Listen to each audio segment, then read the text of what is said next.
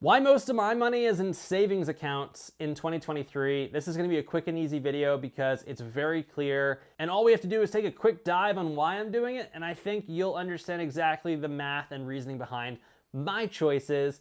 And again, not financial advice, but it's what I'm doing. If you're not already subscribed to the channel, please consider subscribing. There is a wealth of information here about becoming an aspiring entrepreneur, making more money, personal finance, everything you need to get out of the rat race in the United States. I have more money in savings accounts right now than I've ever had proportionally to my net worth, and there's a reason that I'm intentionally doing that. Instead of investing at the same schedule into the stock market right now and throughout 2023, what I'm doing is actually I'm putting my money into savings accounts.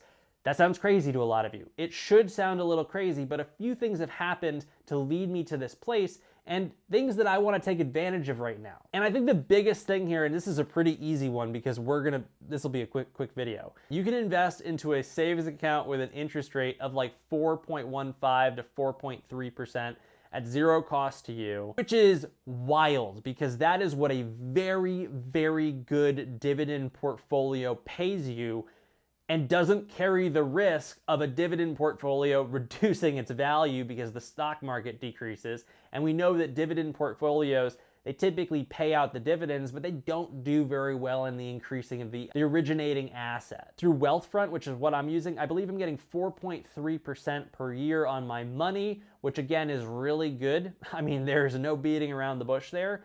Sure, it's not as good as if it were to sit in the S&P 500 and we were to have a good year, but the way that I look at it is paired with what's happening with the economy and the uncertainty and just the kind of fluctuation that we're getting.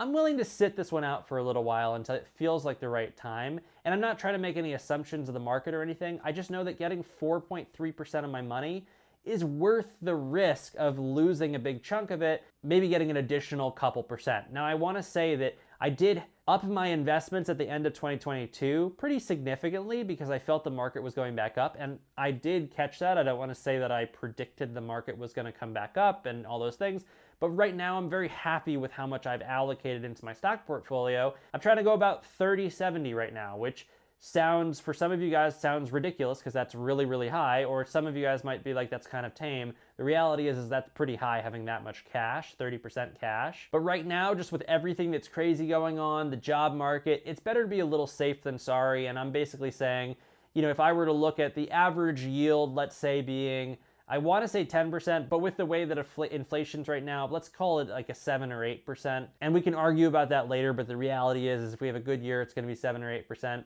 I'm getting 4.3%. I'm willing to give up 3% just for the peace of mind and safety. And it's not a guaranteed 3%. That's if the year does really, really well, likely. And we have all these predictions from the Fed, from other companies. We're seeing the layoffs.